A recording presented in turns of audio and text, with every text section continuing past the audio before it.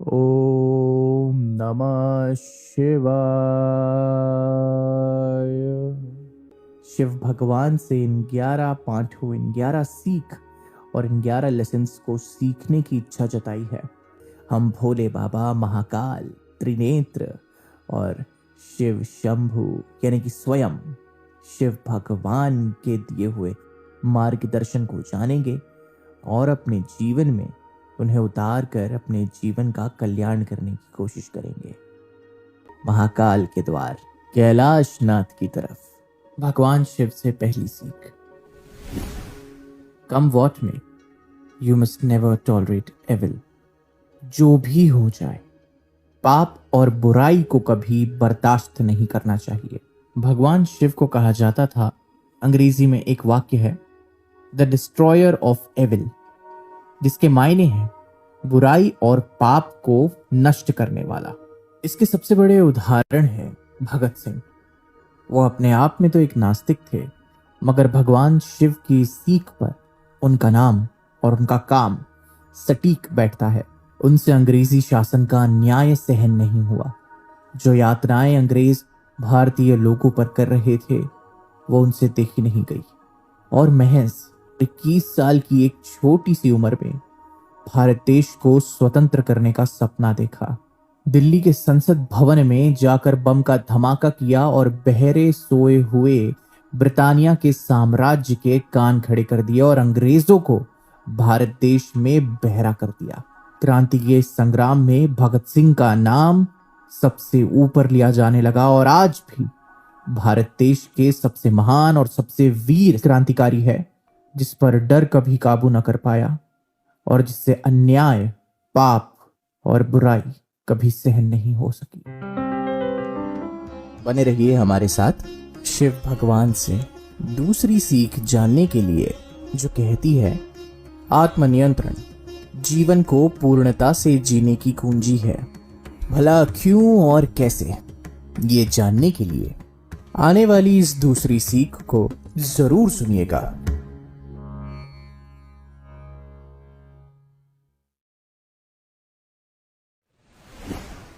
भगवान शिव से दूसरी सीख, self control is the key to living life to the fullest.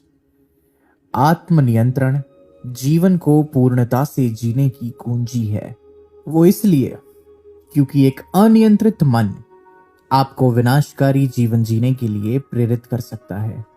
जब आप अपना फोकस खो देते हैं और अपनी इच्छाओं और व्यसनों के शिकार हो जाते हैं, तो आप अपनी जंग, अपनी लड़ाई नहीं जीत सकते। इसीलिए अपने दिमाग को अपने लक्ष्यों यानी कि अपने टारगेट के साथ साथ दिल से भी जोड़ कर रखना बहुत आवश्यक है। एक अनियंत्रित मन न कभी किसी का हुआ था और ना ही कभी किसी का होगा। जिसका अपने आप पर काबू नहीं, अपनी इंद्रियों पर काबू नहीं, उसका अपने जीवन पर कैसा काबू। कितने ही उदाहरण हैं हमारे सामने, जिनके पास सब कुछ होते हुए भी उन्होंने सब कुछ गवा दिया सिर्फ एक चीज के चलते, और वो थी उनका अपने आप से खुद पर काबू ना कर पाना। हाल फिलहाल में ही एक बढ़िया सी टेलीविजन सीरीज आई थी जिसका नाम था द 1992 स्कैम, जो हर्षद मेहता के जीवनी पर आधारित थी। सभी ने वो सीरीज देखी। हमने उस खेल से, हमने उस चलचित्र से ये सीखा कि करना माया का अभिमान, करना काया का अभिमान, कि काया छूट जाती है, संग माया को भी ले जाती है। इसलिए जितना है उतने में संपन्न रहना सीखे और की मेहनत करे, मगर कभी भी अपने व्यसनों का गुलाम ना बने। खुश रहना सीखे। बने रहिए हमारे साथ शिव भगवान से तीसरी सीख जानने के लिए, जो कहती है शांत रहे और अपने काम में मस्त रहे। भला क्यों और कैसे, ये जानने के लिए तीसरी सीख को जरूर सुनिएगा।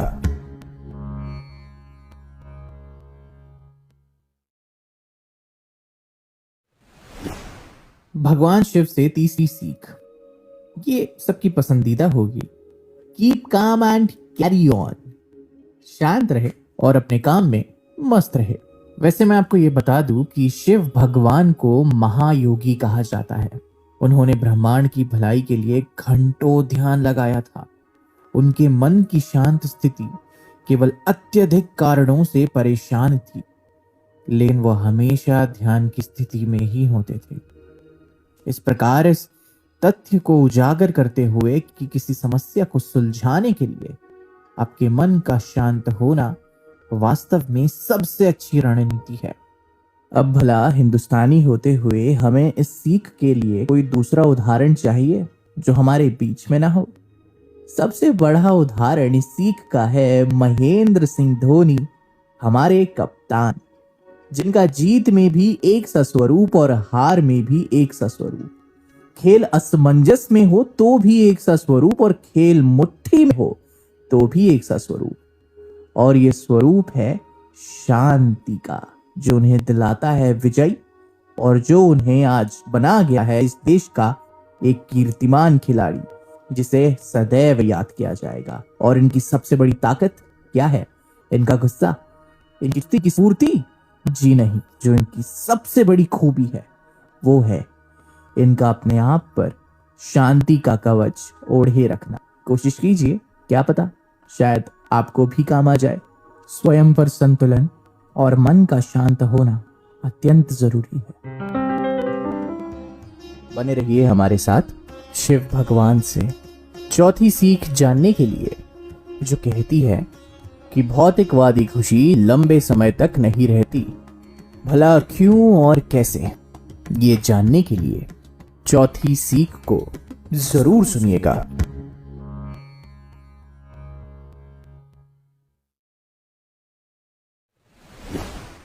भगवान शिव से चौथी सीख उन लोगों के लिए जो अपनी खुशी चीजों में ढूंढते हैं।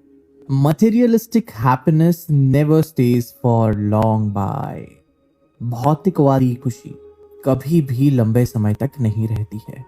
एक दफा जरा शिव भगवान की पोशाक पर एक नजर डालें। ठीक है, आप क्या देखते हैं? केवल त्रिशूल और डमरू से लैस। भगवान शिव हमेशा धन से दूर ही रहे।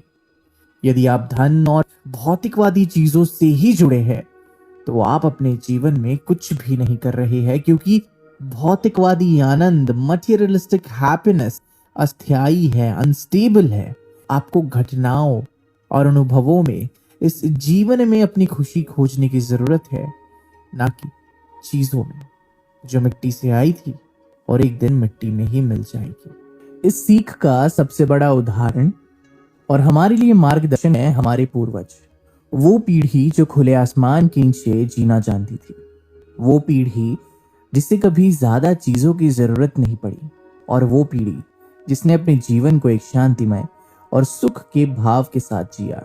और आज हमें देखिए, हमारे पास इतने सारे यंत्र हुए भी, इतनी सारी चीजें होते हुए भी हमें कहीं खुशी का एहसास ही नहीं मिलता, क्योंकि हमारी खुशी उन चीजों में अटक कर रह जाती है।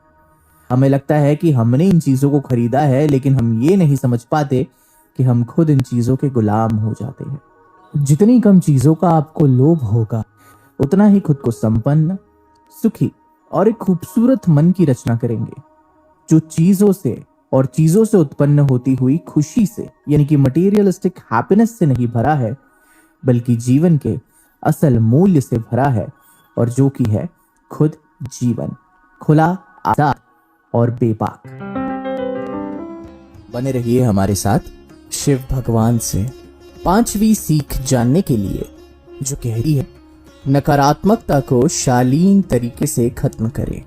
भला क्यों और कैसे, ये जानने के लिए पांचवें अंश को जरूर सुनिएगा।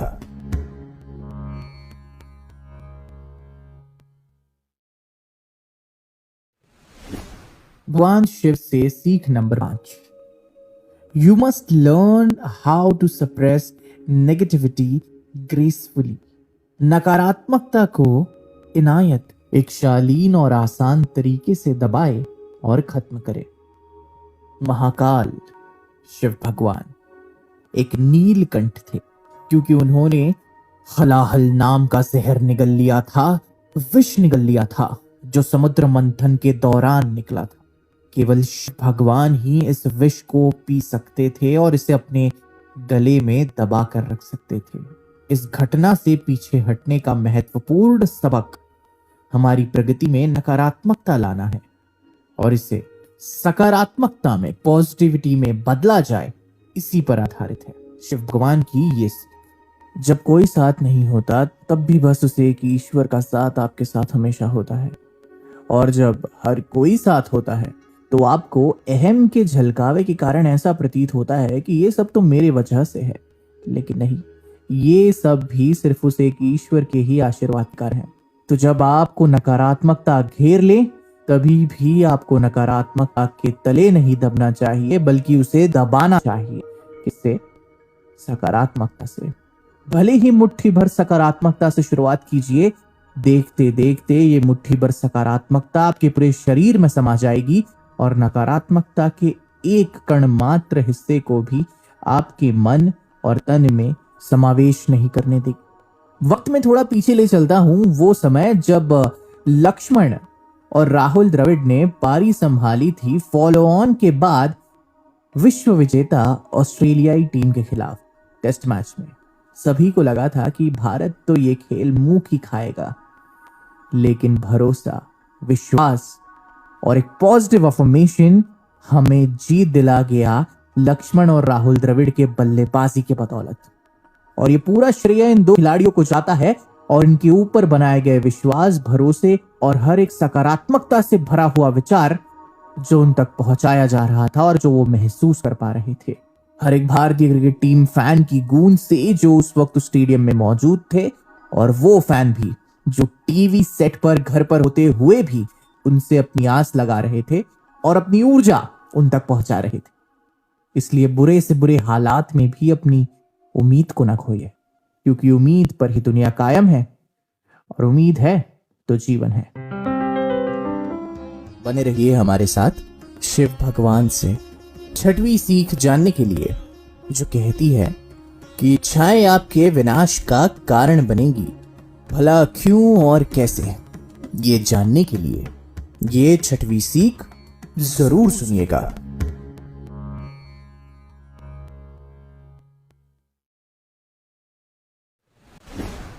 भगवान शिव से छठी सीख। Desires lead to obsessions and obsessions lead to destruction. इच्छाएं एक सन की जुनून की ओर ले जाती है और ये सनक से भरा हुआ जुनून आपके का कारण बनता है। क्योंकि शिव भगवान इच्छाओं से मुक्त थे, महाकाल ने कभी भी चीजों पर ध्यान नहीं दिया। यह एक तथ्य है कि इच्छाएं हमेशा जुनून की ओर ले जाती है, और अगर हम उन्हें ना पा सके, ना प्राप्त कर सके, तो ये बदले में हमें आत्मविनाशकारी बनाने का काम कर सकते हैं। द्वितीय विश्व युद्ध, वर्ल्ड वॉर II, जर्मनी के तख्त पर बैठा हुआ तानाशाह डिक्टेटर, एक सनकी और न जाने किन विचारों से भरा हुआ दिमाग, जिसे पूरी दुनिया ने कहा हिटलर, जो 6 करोड़ यहूदियों का हत्यारा है, उसके पास क्या कुछ नहीं था। जर्मनी उस वक्त के दौरान काफी प्रगतिशील देश था। धन, दौलत, सेना, ताकत और उनके देश के लोग सभी सुख, समृद्धि और भरपूर जीवन का आनंद ले रहे थे। लेकिन एक सन की सोच, एक दीवानगी, ये कि मैं बनूंगा पूरे विश्व का राजा और हथियाऊंगा, कब्जा करूंगा पूरे यूरोप पर, इस घटना ने पूरे इतिहास को बदल कर रख दिया। द्वितीय विश्व युद्ध का आगाज हुआ जब जर्मनी ने अपने से कमजोर देशों पर हमले के साथ शुरुआत की और यूरोप पर जंग का ऐलान कर दिया। हुआ क्या? जर्मनी का सर्वनाश और हिटलर की आत्महत्या। मगर इस सब के पीछे कितनी जानें गई? करोड़ों ऐसी मासूम जानों का हत्यारा एक सन की दीवानगी से भरा इंसान था, जिसे लोगों ने भगवान की तरह पूजा और जिसके एक पागल जज्बे ने कि पूरी दुनिया पर उसका राज होगा, नाजी शक्ति का नाम होगा, पूरे जर्मनी देश को ले डूबा और वहां की सभ्यता को भी। बने रहिए हमारे साथ शिव भगवान से सातवीं सीख जानने के लिए, जो कहती है कि अपने साथी का सम्मान करिए, भला क्यों और कैसे। ये जानने के लिए आने वाली शिव भगवान से सातवीं सीख को जरूर सुनिएगा।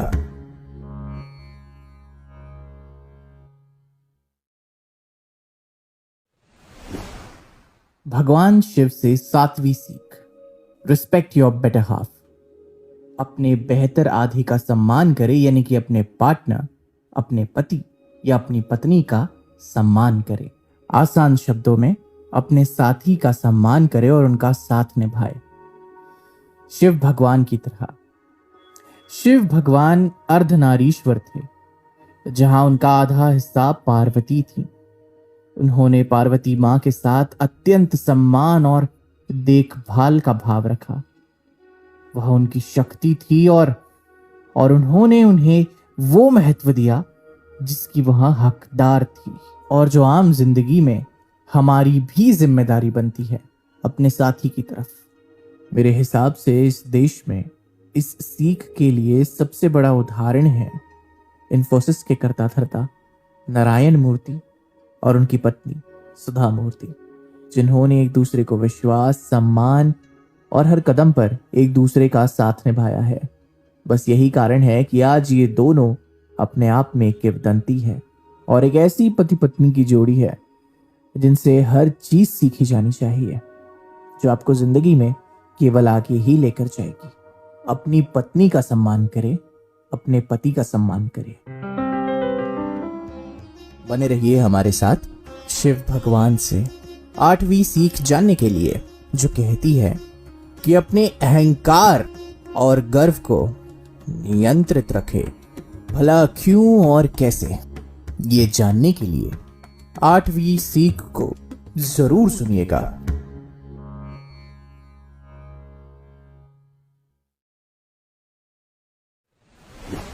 शिव भगवान से 8वीं सीख, you must control your ego and let go of pride.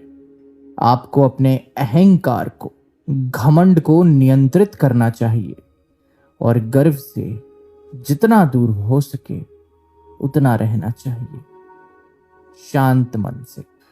आपका अहंकार, आपका घमंड एकमात्र ऐसा काम है जो आपको महानता प्राप्त करने से रोकता है।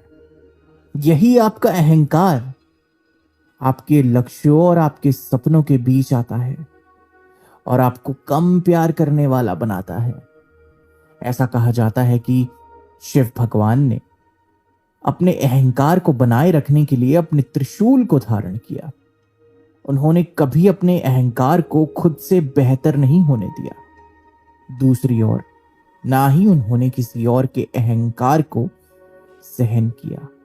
अब उदाहरण की हम बात तो करेंगे, लेकिन उससे आपको बस एक ही समझ ये मिलेगी कि अहंकार इतना बड़ा शत्रु है कि उसने शिव भगवान के परम भक्त तक को नहीं छोड़ा और उसे अपने मौत के द्वार तक पहुंचाया। शायद आप समझ ही गए होंगे कि मैं यहां किसकी बात कर रहा हूं।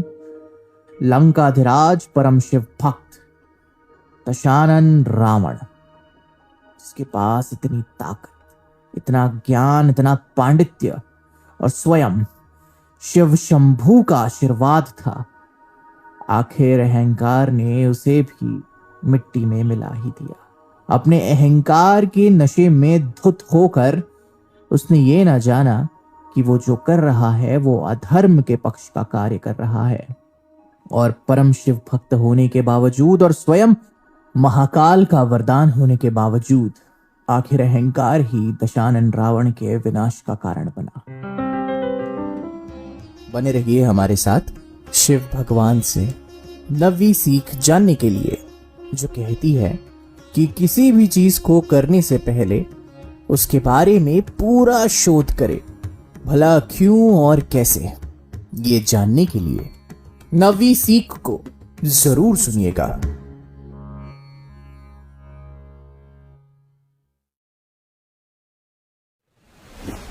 भगवान शिव से 9वीं सीख, do thorough research on something you are likely to get into. किसी ऐसी चीज पर पूरी तरह से शोध करें जिसमें आप जाने की संभावना रखते हैं।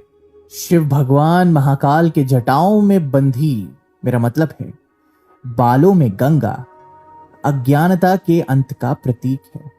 इसका मतलब है कि आपको पता होना चाहिए कि आप क्या कर रहे हैं। तथ्यों के बारे में इनकार करने से मदद नहीं मिलेगी, और केवल असफलता का ही द्वार खुलते रहेगा। पहले जानो, फिर उसमें आगे बढ़ो। उदाहरण के तौर पर आपको एक मिसाल बताता हूं कि ऐसा कहा जाता है बड़े बड़े विख्यात विज्ञानियों द्वारा कि बड़ी से बड़ी जंग ताकत से नहीं बल्कि इंफॉर्मेशन से जीती जाती है, जानकारी से, खुफिया जानकारी। और जिस इंफॉर्मेशन को हथियाने के लिए बड़े से बड़े खिलाड़ी अपनी जान की बाजी तक लगा देते हैं, फिर सिपाही मोहरों की तरह उस जानकारी, उस इंफॉर्मेशन के हिसाब से धावा बोलकर अपने लक्ष्य को पाते हैं और दुश्मन को उसके अंजाम तक पहुंचाते हैं।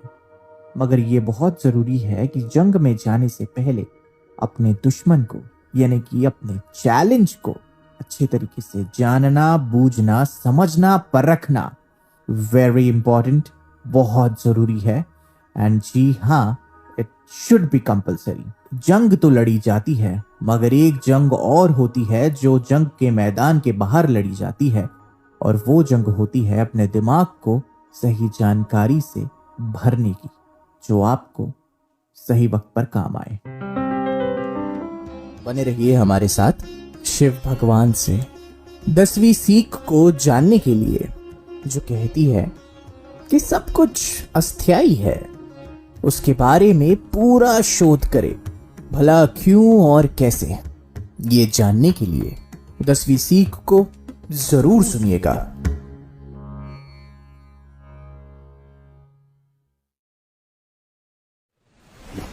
भगवान शिव से 10वीं सीख, understand that everything is temporary. ये समझे कि सब कुछ अस्थायी है। जो आज है कल वो नहीं, परसों शायद ही सही। जो महायोगी होते हैं वो इस मोह माया के जाल में नहीं आते हैं। वे जानते हैं कि जीवन अकाल्पनिक है, इमेजिनरी, और जो आज होता है वो हमेशा के लिए होने वाला नहीं है। समय बदलता है और हम भी वक्त के साथ बदलते रहते हैं। और फिर आखिरकार महायोगियों में सबसे आदि योगी है हमारे शिव भगवान। तो समझिए कि जीवन में जो आज है वो शायद कल नहीं होगा, because nothing is permanent and everything is temporary. अब इसका मैं क्या ही उदाहरण दूं। आपने ये बात पिछली दफा भगवत गीता के दौरान भी जानी थी, एक सीख के रूप में, और ये इंसानी जिंदगी की असलियत है। परिवर्तन ही संसार का नियम है, और कभी भी कोई चीज हमेशा के लिए वैसी नहीं रहती। वक्त बदलता है, इंसान बदलते हैं, हालात बदलते हैं। कोई राजा से रंग तो कोई रंग से राजा, कोई अर्श से फर्श तो कोई फर्श से अर्श। यही जीवन का चक्का है, कभी उत्तर कभी दक्षिण। आप कब कहां पहुंच जाए या कब कहां से निकल आए, कभी कोई इसका दावा नहीं कर सकता। बस यही जीवन है और इसी तरह इसे जीते जाना है। रुकिए मत, अपने आप पर से भरोसा ना खोइए। दुख अगर महसूस हो रहा है तो याद रखिए कि सुख के दिन भी आएंगे। बस चलते रहिए, और जिस जिस कदम के साथ आप चल भी रहे हैं ये भी याद रखना कि आपकी दिशा बदल रही है और आप रास्ते में आगे बढ़ रहे हैं, और हर कदम आप अपने आप तक को बदल रहे हैं। बने रहिए हमारे साथ शिव भगवान से 11वीं सीख को समझने के लिए, जो कहती है कि नृत्य की कला होती है नटराज से, भला क्यों और कैसे। ये जानने के लिए 11वीं एवं अंतिम सीख को जरूर सुनिएगा।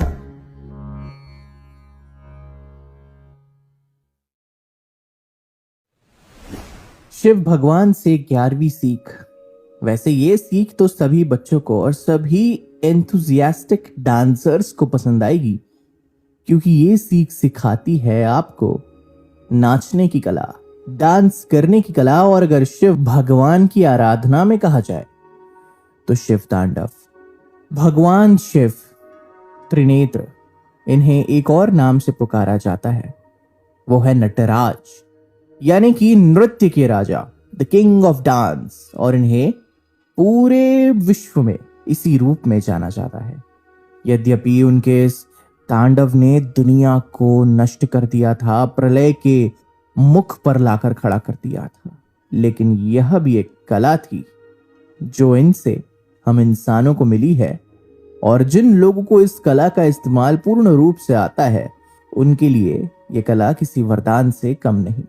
तो जी खोल कर नाचे, बिल्कुल शिव भगवान की तरह, लेकिन तांडव ना करे, क्योंकि वो सिर्फ शिव भगवान ही कर सकते हैं जब उन्हें अत्यंत क्रोध का एहसास होता है। तो सुनिए आपने 11 सीख, 11 लेसन्स फ्रॉम त्रिकाल त्रिनेत्र भोलेनाथ कैलाशनाथ शिव शंभू, शिव भगवान की, जो देती है आपको जीवन और मृत्यु का मार्गदर्शन।